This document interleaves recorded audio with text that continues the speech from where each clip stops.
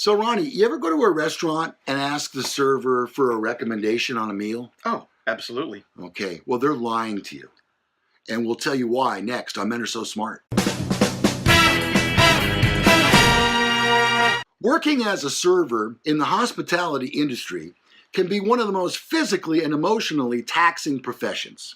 Not only does the job require constant standing, moving, lifting, dodging very hot things, and those swinging doors, but you must please hungry and often hangry customers quickly and accurately. And of course, everyone makes mistakes. Sure. And everyone deals with those mistakes differently. So these are straight up lying from servers. Number one, person says, I lie to customers every shift. White lie stuff, mostly. My positive opinions on wine I've never tried, or dishes I don't like. That seems great. I never tried the wine. Oh, it's delicious, and it goes so good with zucchini. Who knew?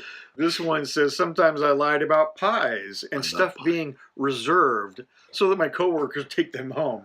I'm sorry, we're out of that. Yeah. Really that pie? sorry. No, that's, P. Diddy. He's coming in to get that pie. Ron, on a previous show, off the topic for a second, on a previous show, I told you about how I went to, I guess, a sandwich fast food place because I wanted a pastrami sandwich. Correct. Remember, and I told you it was at 1 o'clock and they were out of pastrami. She lied. Well, I'm not sure, but wait till you hear this. Just the other day, I went back on a Friday to a different fast food place, and I'll tell you what it was. It was Togo's this time. And so I walk in and they say to me, what would you like, sir? And I said, I'd like a hot number 9. And she goes, okay, on what kind of bread? I said, sourdough. So she commences. And she goes, oh, no. No, don't and so tell me. She turns around and she opens up the thing where they keep the pastrami, and there's none in there. And she goes, uh-oh.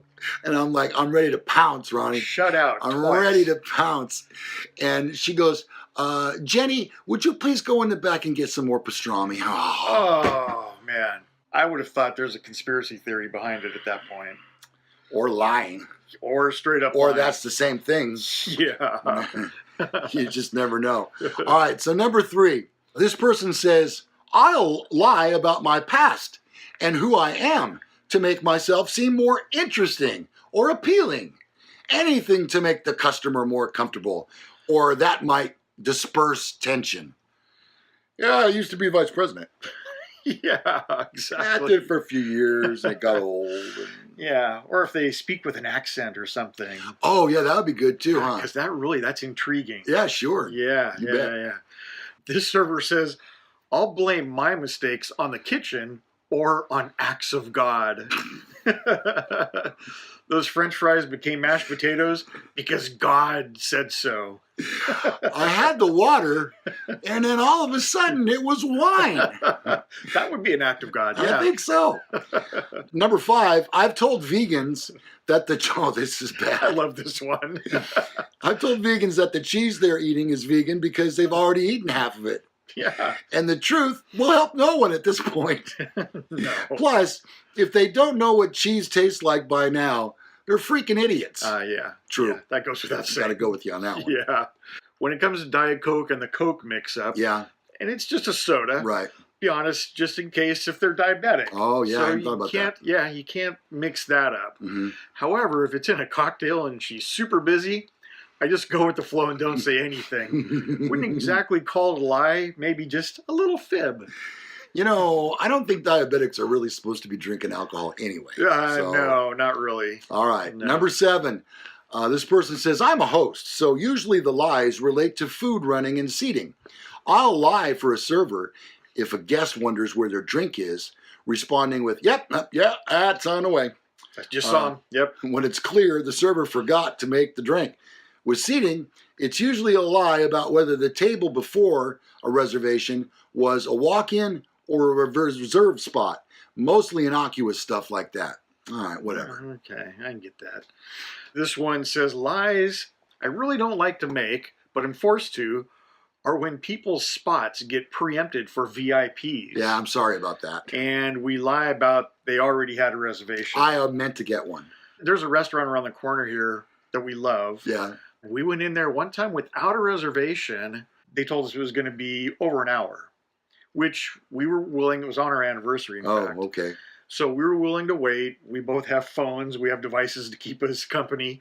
So we sat there, and we were extremely nice. And on the other side, there was another group of people who also didn't have a reservation. And she told them the same thing. And we were seated. Oh, I'm sorry. They got there before we did. Oh, I know what you're going to say. So they were very loud and a little bit obnoxious. It was a group of four where it was just my wife and I. We got seated before they did. Now, normally I would say, oh, it's because you're just a group of two, and so they're putting you in a small table. We got seated at a 4-person table ahead of them. Didn't see that coming. So is it possible because we just sat there quietly minding our own business and not berating them that possibly they pushed us ahead one spot on the non-reservation thing? I don't know. I think it's entirely possible. I really do. Yeah. You were polite, you know. Yeah. You understood things. Hey, I get it. It's a You busy were there restaurant. on a special night. Yeah. You know, it's the least they could do, right? Yeah. All right. Next up is in a very crappy restaurant this person worked at, they'd say the cash machines shut down, so they couldn't do any more deliveries after a certain time. It was easier to blame a machine and say, well, it's out of our hands. Yeah. We don't There's have any nothing we control. can do. No. No, we couldn't do it on paper by hand. No way. Of course not. Whenever someone asked this server what her favorite dish was on the menu or a favorite of customers, the server would say, just, she'd pick the most expensive item on the menu. That's what I mean. Duh. You know.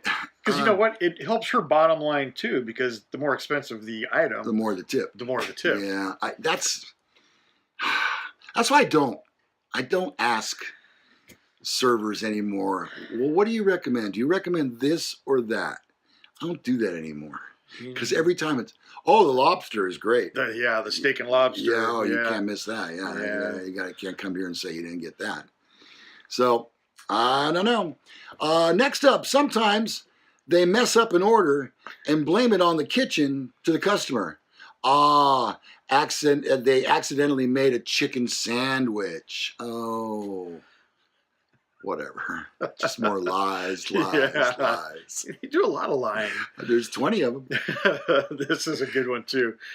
In a fancy restaurant I worked in often, I would just say yes whenever someone asked me if something was organic or grass-fed or local. And sometimes I would lie about where the farm was upstate. So obviously this is New York. Yeah. This certainly was when I was new, and I lied to even get hired there. I said I had years of experience being a waitress when I actually had 0 years of experience. Well, it's not like you get a degree in it. No, but you had a lot of years experience in lying. This person says, when I worked for a caterer, all the coffee was decaf, even though they were labeled calf and decaf. It'd be funnier if it was the other way around. Oh, that's good.